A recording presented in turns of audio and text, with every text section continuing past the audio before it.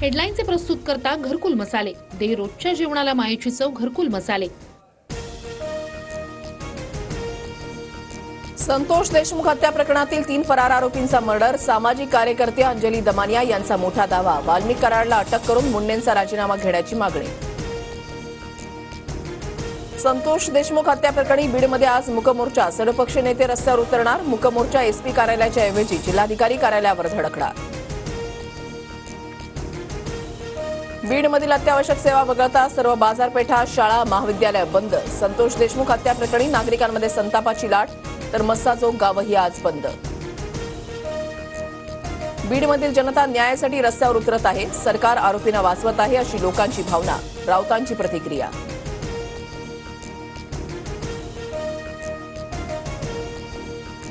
फरार वाल्मिक कराडच्या पत्नीची सीआयडीकडून 40 मिनिटं चौकशी, वाल्मिकच्या 2 अंगरक्षकांसह दादा गटाच्या जिल्हाध्यक्षाकडेही पोलिसांकडून विचारपूस।